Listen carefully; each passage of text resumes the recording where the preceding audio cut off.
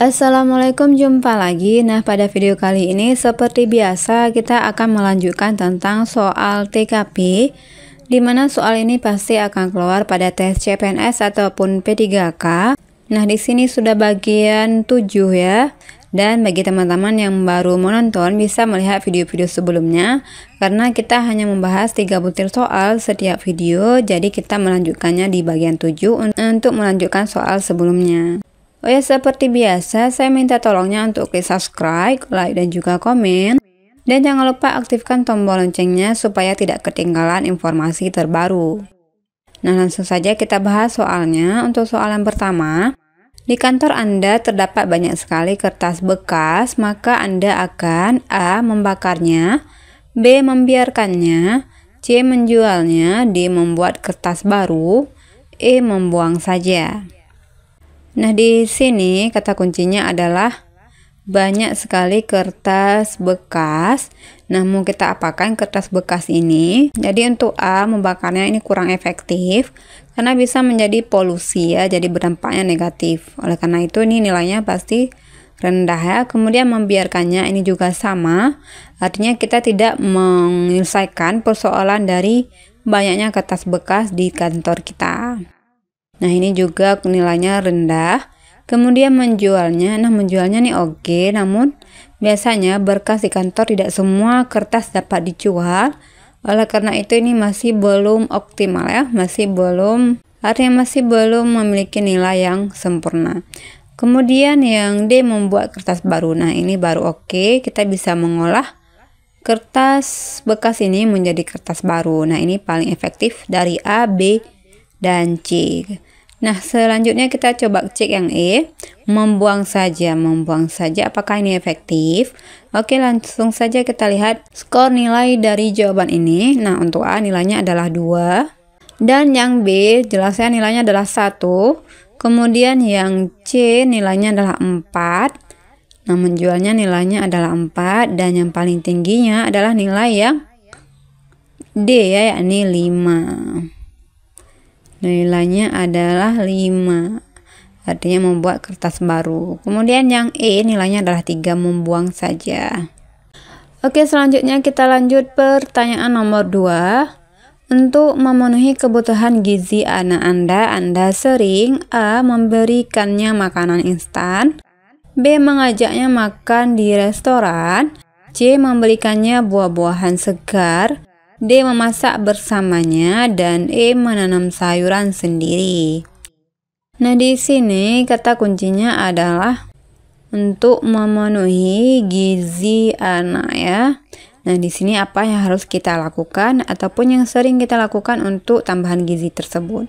Apakah A. Memberikan makanan instan? Ini jelas ya kurang tepat ya. Yang namanya makanan instan biasa berisiko pada dampak buruk, bukan memberi gizi untuk anak. Jadi nilainya pasti rendah nih. Yang B. Mengajaknya makan di restoran.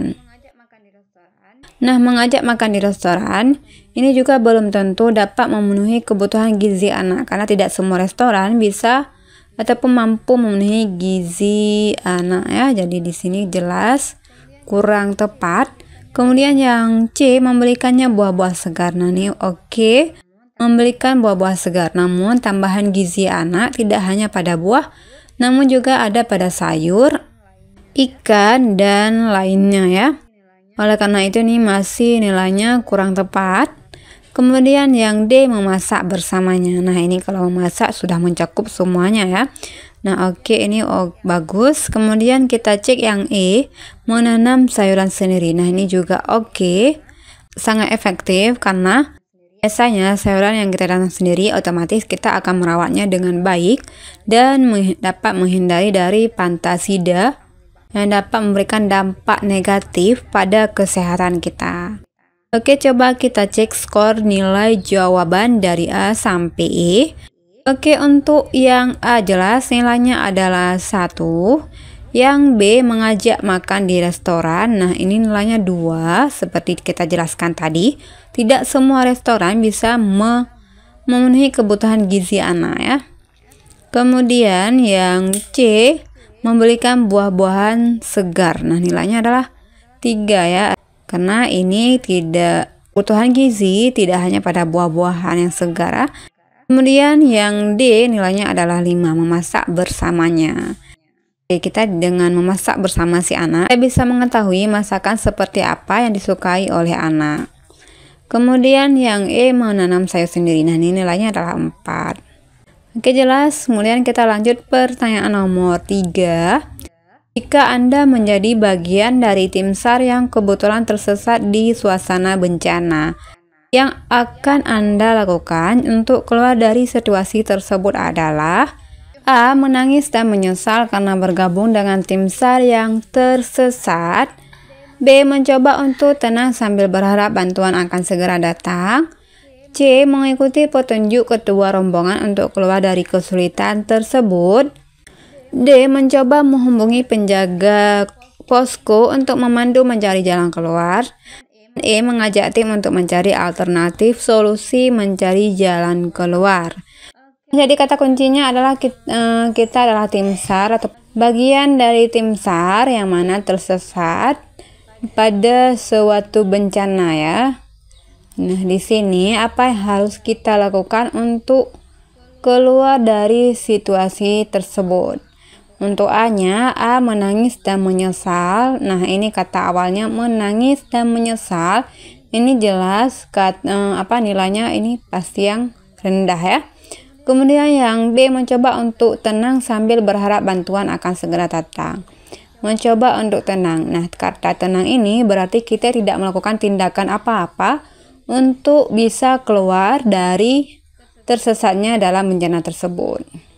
Oke, ini nilainya juga belum tepat, artinya masih rendah. Kemudian yang C. Mengikuti petunjuk ketua rombongan. Nah, mengikuti petunjuk ini bagus. Ketua rombongan untuk apa? Untuk keluar dari kesulitan tersebut. Namun kita cek juga dari C, D dan E mana yang paling tepat ya. Kemudian yang D, mencoba menghubungi posko. Nah, ini juga oke. Menghubungi posko dan mencari jalan. Nah, ini oke ya. Kemudian yang E, mengajak tim untuk mencari alternatif solusi mencari jalan keluar. Nah, dari C, D dan E ini semua nilainya positif ya. Namun di antara ketiga ini mana yang lebih tinggi nilai ataupun skor nilai jawabannya? Coba kita cek. Nah, untuk nilai yang tertingginya adalah yang E ya, ini mengajak tim untuk mencari alternatif solusi mencari jalan keluar. Nah, di sini memang sudah sewajarnya ya, kita harus mencari alternatif solusi untuk jalan keluar agar tidak tersesat dari suatu bencana ya.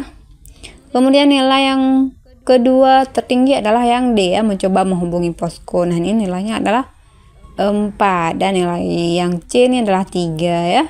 Kemudian nilai yang terendahnya adalah A dan B, di mana A nilainya adalah 1, menangis dan menyesal, nilainya 1, dan nilai B adalah 2, di mana mencoba untuk tenang. Artinya kita tidak melakukan apapun untuk bisa keluar dari tersesatnya dalam suatu bencana tersebut. Ya, semoga bisa dimengerti. Dan seperti biasa cukup sampai 3 soal dulu kita bahas dan nantikan video selanjutnya tentang pembahasan soal TKP. Seperti biasa jangan lupa klik subscribe, like dan juga komen. Assalamualaikum warahmatullahi wabarakatuh.